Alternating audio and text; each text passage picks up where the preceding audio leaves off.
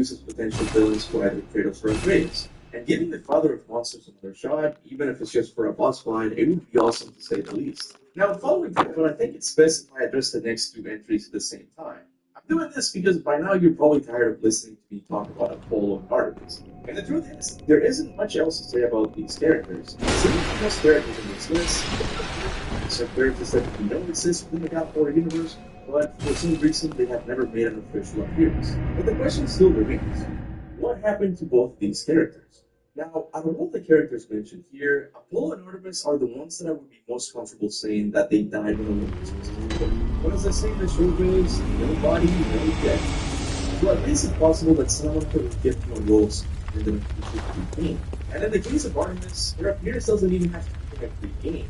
Given that she's the goddess of violence, this whole time she could be attacking Kratos in order to bring him to justice. And since Apollo is her brother, why not both? I admit that these two entries are just for OG fans that have always wanted to see a version of these two gods in the God of War series. But given Santa Monica's talent, I'm sure they'll be able to do some cool stuff with them.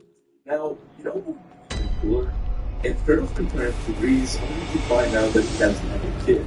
A kid with who you has? I know this seems like a funny entry, but when you think about it, I thought he was only one of the few gods that made it out of the deepest destruction. Actually, Kratos seems to have been the bedroom for a long time, and wasn't planning to do anything. Maybe after the servants passed away due to lack of sun and diseases, he was forced to go out and slip much destruction Kratos had caused. And what do you think of the actual conflict? The possibility is that after that he felt the weight of responsibility and took on a more responsible attitude to ensure the remaining gods would make it out. Now, I'm not going to say this is really the time to incorporate one of their students. While this is stuff, I was really looking at it very before. I've looked at how both power and network has been. These were very accurate in the spark, most of the seen as spending for all the great need to engage both of those power. Now, instead of the gods using humans, again, I know this entry got really dark, but it was a question when I mentioned an atheistic inquisition heading gods to the political Olympics. Kurwo jebana.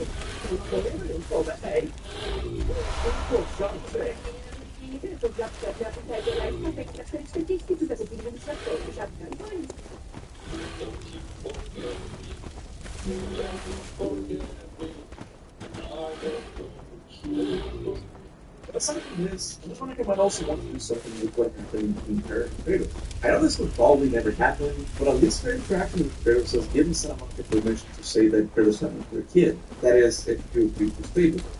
Whatever the case is, I think Aphrodite is one of the gods that most likely made it out alive. But one character 100% sure made it out alive, because if then there wouldn't be a contract, it's Atlas. I think this is why I wanted to start this list by talking about the because I need to eventually have to address the issue with Atlas. If I am right and a big chunk of the population is now more secular, how do you think they would feel the thought of having to depend on a titan for their existence? But Atlas, after their civilization is dead, really depressed. It seems like Atlas is still holding the world. Whether Atlas is currently free or still holding the world, it doesn't matter. Because the most important thing Santa needs to address with Atlas is its problematic relationship with Kratos. As you know, Atlas at one point wanted to destroy Olympus, but thanks to Kratos' intervention, he was instead condemned to hold the world in control. After this, Atlas felt nothing but anger towards the ghost of Sparta. This attitude changed when Kratos informed Atlas that he wanted to destroy the gods. He even gave Kratos the last wish in order to accomplish, because Atlas took the was that Kratos couldn't just kill the gods. He also made sure to kill all of the remaining titans. And I'm not exactly sure how Atlas would take this as a fusion. Get Atlas the thought of the last side and maybe let go of the world, or would he vow to get That's when you realize the idea of making pieces that he got raised as spent game. But Atlas is also one of those characters that could be really interesting to explore alongside Atreus, since they are both the last of their kind. The case is, I think that most of the characters on this list, Atlas is the one that someone needs to address before this season ends.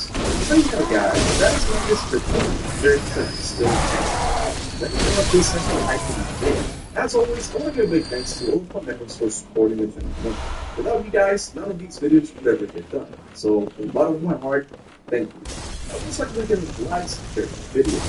I might not seem like much, the question is just that. And with that said, thank you. In the name.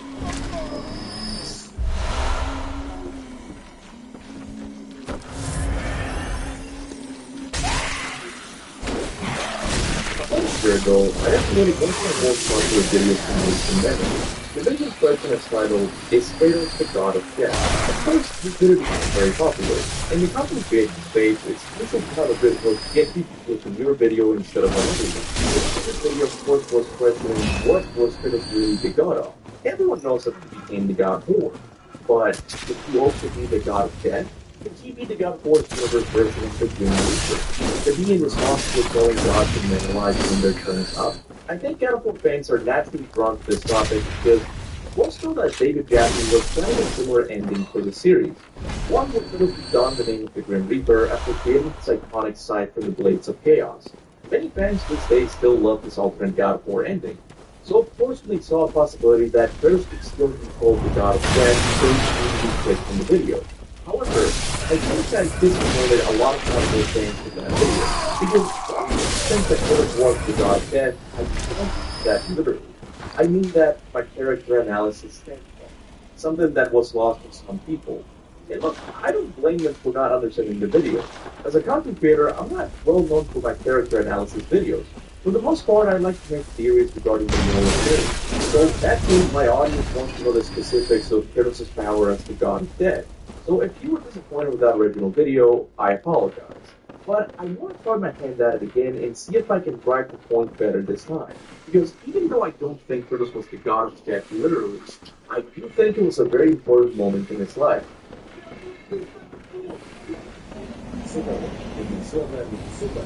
One that explains what his actions got for 2 and 3. Now, even argue that it might answer why Kratos couldn't go back in time to save his family. So, before that, let's quickly go over Kratos as a character. From the very beginning of the series, we know that Kratos was a renowned Spartan captain who led many soldiers to victory under his command. This, however, came to a stop when Kratos met the barbarians in the field of battle. Despite their training, the Spartans were no match for the large barbarian army. Even Kratos fell in battle, which gave him the biggest event that would forever change his life for the worse. Seeing that he could not rely on his human strength to defeat the barbarians, Kratos called on the god of war, and pledged his soul in exchange for ultimate power. What followed for Kratos was endless carnage in the name of Ares, which slowly peeled away at his humanity, leaving behind only a killing machine. But his war speed was yet to come. In order to turn him into the ultimate weapon, Ares tricked Kratos into killing his own family. This, of course, sent Kratos on a mission to break his blood oath with Ares. But even after being freed from Ares' strength, Kratos still suffered conviction of the carnage he had caused in his past. So in exchange for the removal of his nightmares, Kratos incurred to servitude with the gods of Olympus, who, even though weren't as evil as Ares, still required him to make some very painful decisions, like saying goodbye to his daughter forever. But even after serving the gods for 10 years, Ares still not getting what he wanted. The gods, much like Ares, had used to kill their own selfless reasons. So what did Kratos do? In despair, he went to the highest peak on Olympus and decided to put an end to it all. But even after all he had done for the gods, they would still not let him rest. So Athena appointed him as the new god of war, where Kratos took his promotion seriously and served as support deity in a responsible manner for all eternity. Well, maybe not that last part. Gaia tells at the beginning of God of War 2 that Kratos turned the pain of his memories into hatred for the gods. She also tells us that Kratos was shunned on Olympus, adding more reasons to hate the gods even more. You also have the fact that Zeus betrays him and later destroys his beloved Sparta, and it's no surprise that you get scenes like these in God of War 3. A big reason why the original God of War trilogy feels so satisfying to complete is because Santa Monica does a great job of portraying the gods as single trick. This even applies to Athena, the only one of them that comes close to a god that cares about Kratos. In God of War 1, she technically didn't like Kratos started erasing his nightmares. But she could have worded it a little bit better. So, with Kratos and Olympus killing gradually, it's not too hard to believe. However, I also think it's important to point out that after God of War 1, Kratos, from a writing standpoint, did suffer a little bit. In God of War 1, Kratos is a much more layered character. Unlike a character who isn't fueled solely by vengeance, but also someone who just wants to rid himself of his crippling PTSD. The game touches on themes of addiction, depression, and unaliving oneself. It's a rich narrative wrapped in a rich meaning with great pacing. Meanwhile, in God of War 2, you begin to see Kratos change as a character. On the first game, he was motivated to kill a god for multiple reasons. In God of War 3, it just seems like he wants revenge for what Zeus did to him. And his violent approach to dealing with the gods only grew in intensity with God of War 3. So when people say that Kratos used to be a one-dimensional character, I can understand that to some extent. It doesn't bother me as much because we all knew that Kratos was heading into a violent confrontation with the gods since the very first game. Salamakia just failed to make a smoother transition from God of War 1 Kratos to God of War 3 Kratos. And I think Cory Barlog deep down knows it. Even though God of War 2 was a great success critically and commercially, I would bet the comic was doing better. But I wouldn't get fully attached to it because back when he was directing God of War 2, he was still a young writer. Based on the interview, you can feel that Cory Barlog is really appreciative of the journey he took after working on God of War 3. Not only did he work on games like the reboot of Tomb Raider, but he also had the privilege of working for film. He learned a lot about writing the character. Leslie was actually better at hiding working God of War 3. Now, Cory is one of the best writers in the video game industry. But in my opinion, despite what people may think about young Cory Barlog, I would still say that he has always shown a lot of talent when it comes to writing. There's just something about his storytelling approach that draws me to it. And then, God of War 2 is still my favorite game in the series, despite the issues I mentioned. The Tomb Raider reboot is also my favorite game in that film. And I don't have to say much about God of War 2018. The reason this channel exists is due to Cory's vision for that game. And you all know that I've once missed that timeline where Cory Barlog had to direct the entire North Sun. And I don't think it gets much higher praise than that. Well, except maybe with what I'm going to say next. Look, I love God of War 2, Tomb Raider, and God of War 2018 very much. But you all know that I have very special love for God of War Ghost of Sparta's story, which so happens to be written by Cory once again. And it was a no-brainer that he would once again be writing this story, especially when you consider that he was working on a similar demo story for God of War 3. So it makes perfect sense that he would attempt to close that chapter with Ghost of Sparta. But Cory here did more than just tell an interesting story about two brothers separated from a very early age. Not only did he further portray the gods as evil threats to deserve what they got in God of War 3, but more importantly, he took Kratos on a journey of self-reflection. A journey that saw Kratos realize that he wasn't a tragic journey. He wasn't even the god of war. He was the god of death.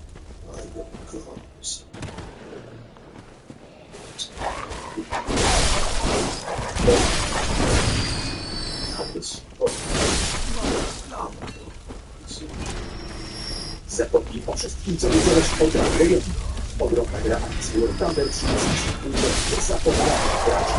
Walcz przez morze, ataki pozycje wroga na ziemi, wysyłaj wrogów na dno oceanu.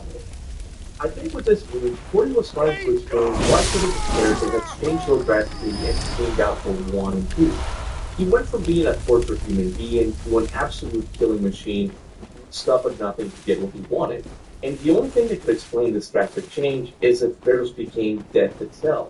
Death comes for us all, whether it's an honorable life or a life of death. Death, along with taxes, is one of the few certainties in life. It waits for absolutely no one.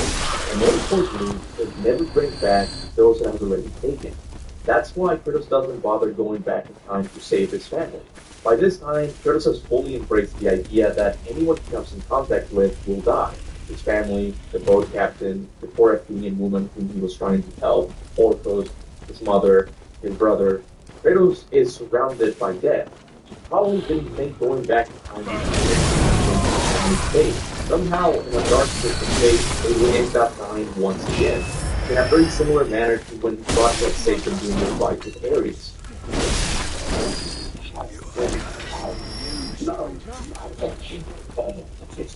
Oh, you is down.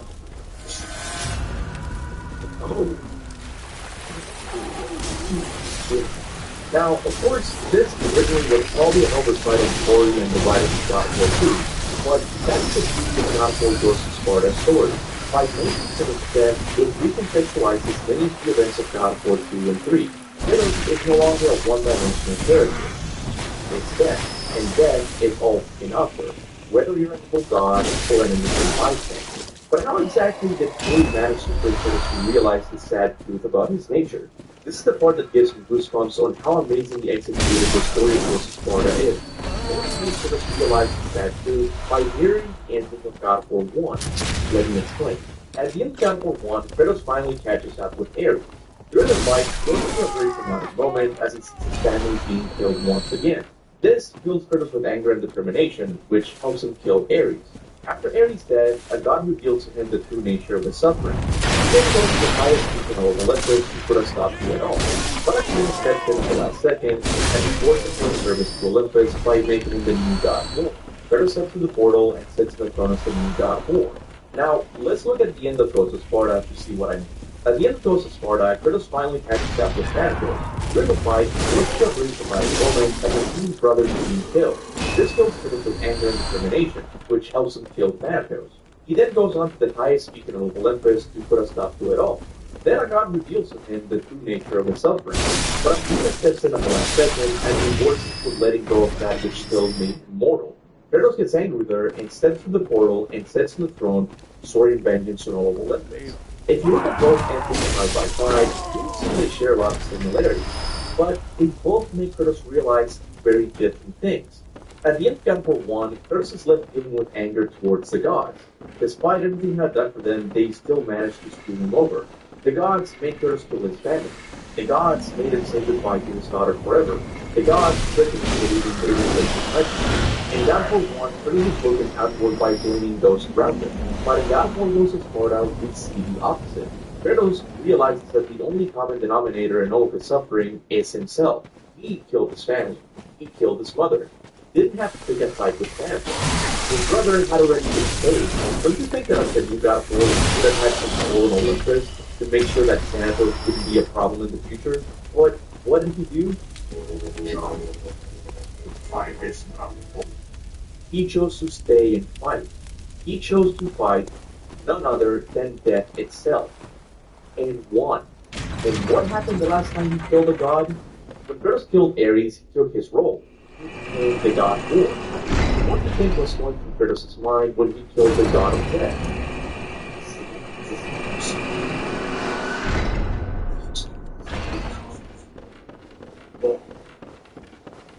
That is only. Now, I have to look at the timer and once again remind you that this is the god of death here. According to the experience we mentioned in God War 1, to get the point across that Kratos has changed the character. At this point, he isn't blaming the gods for what they've done to him. He is blaming himself. But there's a big problem with making Kratos realize this. Because from a writing standpoint, you are now taking away the external motivation that players can relate to. The fact that the gods were tricked. With this ending, the gods Gammon aren't awaits. tricked. Go on, Kratos good is. hunter. And as a result, he has no need to go after them like he does in Very God well. War 2 and 3. Let And the this is echoes where become Cory your Barlog strength. truly flexes his muscles Let as me a writer. Because I think Cory synthesized both motivations by making Kratos realize that the gods of farewell, Olympus May. were the ones responsible for turning him into the god of death. And he did this with none other than Athena herself. What I'm about to show you will absolutely blow your mind. I always thought Athena behaved a little odd in God of War Ghosts of Sparta. Because at the start of the game, she is clearly opposed to the idea of Kratos going to save his brother. Not a wise course of action, Protons. Dominus pizza. Emocje dowodzi. A kiedy się kończy, to mamy szybką dostawę i wszystko gra. Szuka światła reflektorów, ale jest centymowa. Kupa Fermentar. Najczęściej wyszukiwane nowe auto w Polsce.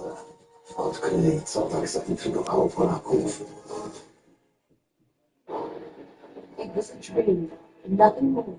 Perhaps it is a vision best left unchanged. There is more to this than you know. Please. So you would expect that at the end she would say something along the lines of, I told you so. Some visions are not worth pursuing because they only lead to pain. And then maybe she would hug him and say something like, let us go, Kratos. Olympus needs you. This is something you would expect from an ally of Kratos, and especially someone who told him at the beginning not to chase after these visions. But what does Athena say at the end instead? It is done. Have let go of that which made you mortal. Your ties to this world are severed. You are ready. She makes it sound like it was all part of the plan. She wanted Deimos to die so that Kratos would break his final connection to the mortal realm. Wait a second. The plan? plan exactly? Was it Athena who came up with this plan? We don't know some of the visions of this past, but the visions of evil only occurred after he became the god of war. Why only then?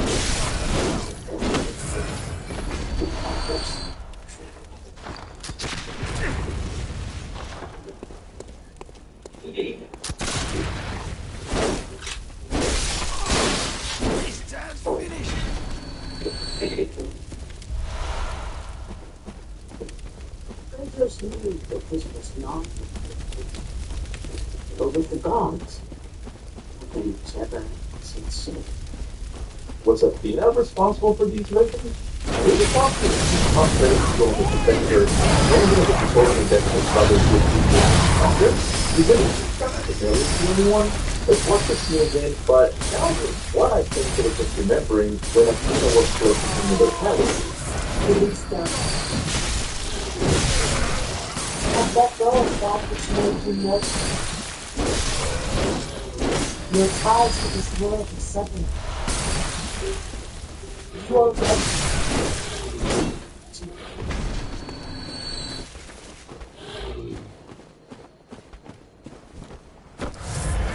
You are becoming all I hoped you'd be, Kratos.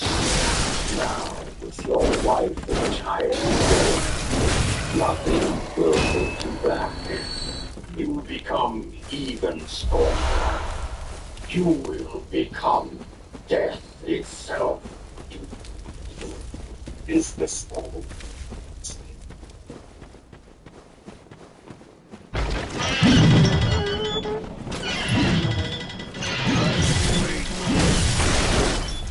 It is not over.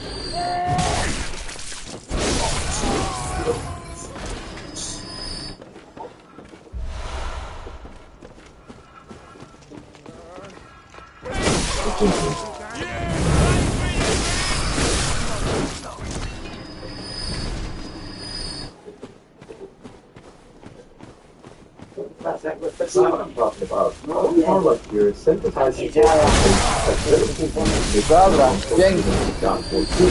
He is the god of death, the gods terminated the god of death, and as a result, they must pay for what they've done. And Corey focused this point in his life by having Athena be the final piece of the puzzle. Not only did Corey mirror the ending of God War 1, but he also mirrored the most tragic moment of his life. However, instead of being the evil god war, taking his family to make him stronger, Athena took care of the make him kill the rest of his family in order to make him a better god. And I think this is why things get so angry all of a sudden. Athena in this moment reminded him of age. After God War goes to Sparta, we can't say that he's a one-dimensional character. He is a tragic person whom the gods turned to the god of death, and he was making his story. I think in this video I've proven that God War goes to Sparta tells an amazing and complex story, but I've also proven that it's very good when it comes to recontextualizing some of the flaws of God War 2 and 3. It's a masterpiece of a story written by one of the most renowned writers in the gaming industry. I think everyone should play this game, especially if the story tells the God War 1. There's a shame that many can't play it because the game is currently functional in the PlayStation 3 era. If we could get a remaster of it, I would be eternally grateful. But if not, at the very least, I think it should be included in the classic library when you get PlayStation Plus. I don't think this is too much to ask. So if you made it this far into the video, I'm willing to bet that you also share a deep appreciation for Ghost of Sparta. Or maybe you didn't originally, but now find yourself mindful of how well it's built and want to play it for yourself. If you're either one of those, I would kindly ask you to share this video with as many people as you can. We need to get the word out and make the game more accessible. I do think it's one of the best games of all time, but PlayStation just doesn't seem to care about it. But that will be all for today. I hope you really enjoyed the video. Now, in this video I mentioned that Cory Barlog was also writing a story for God of War 3 involving Demos. This is something I've dedicated a whole video to before, and if I may say so, I think it's one of the best things I've ever done. So I am once again asking that if you haven't seen it, please watch it. You can go through it by clicking in this video. I really appreciate it. Now, as always, I want to give a great thanks to all of my YouTube and Patreon members for supporting the channel monthly. I would also like to thank you for like and share my videos. It may not seem like much, but trust me, it really does help. And with that said, thanks for watching. And remember, focus, and then maybe hop on Netflix.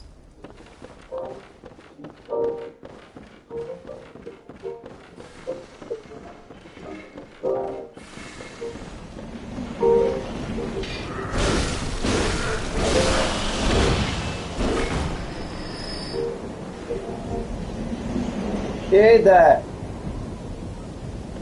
Hey, how's it going, guys? Captain to the Prison. Welcome to another God of War video. Hey there. I bring you a very exciting reaction video. Yeah, so God of War Ragnarok came out, and I'm out of content. Or at least that's what. I have a ton of videos that I want to make. Even though I'm not as interested in doing theories anymore, I do have a lot of video. I almost said theories. I do have a lot of God of War videos that I want to share with you guys. But as I was ready to write today's video, I was going on YouTube to choose the song I want to listen to as I'm writing it, and I came across this video by Watch Mojo. I forget what it's called now. What is it, like 10 predictions, 10 fan-made God of War series? And I thought I would react to it because this is kind of what I do here on YouTube. Like, I do God of War fan series, right? And I wanted to see what Watch Mojo thinks the best theories are. Of course, I'm not expecting me to be in there because my theories are more like specific about little things, like lots of fire. Nobody really talks about that. But I want to see more like what the community's thinking, and I don't know. I just want to see it. So let's do it.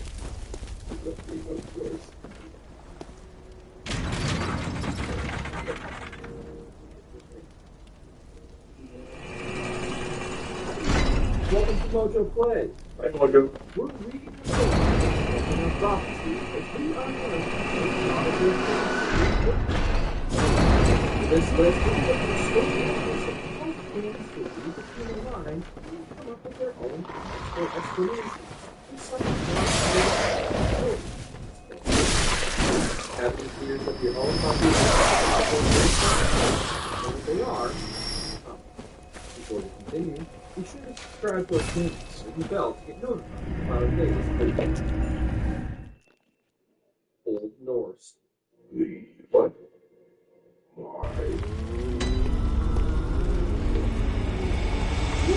Ever accused Kratos of being Very well then. factor in the cave bringing down the gods and Farewell, good hunter. Kratos is a far more May you careful find your and worth in the careful waking world. people. Many fans posit that David Kratos speaking Old Norse instead of Greek.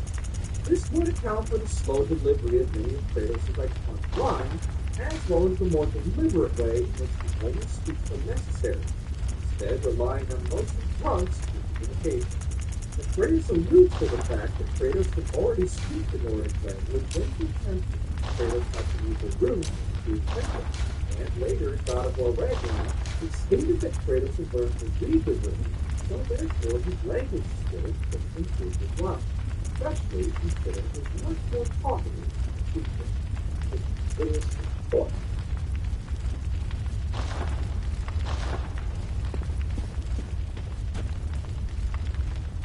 Wow, sprzeda, tysiące produktów promocji, wyrobów Samsung, MPM, Amiga i wiele innych. W tym roku nie płaci, a przy inspiracji 0%. Kupuj w sklepach i na euro.com.pl.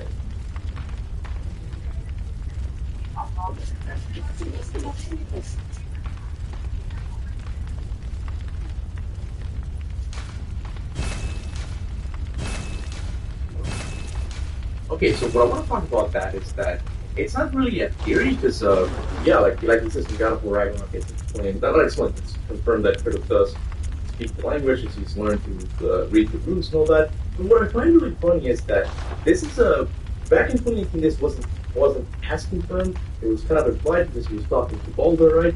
But what's funny is that a while back, when God of War 2018 came out, I made compilation videos of fan theories that I had found in my comment sections, right? And kind of rookie, my wife made a very similar theory. Alright, so I actually went ahead and found the video. It's called God of War Top 5 Subscriber Theories, and I was correct. Back then, we weren't even together. We weren't even a couple, but Kanoriki was just a fan of the channel, and she submitted this theory, which I thought was interesting.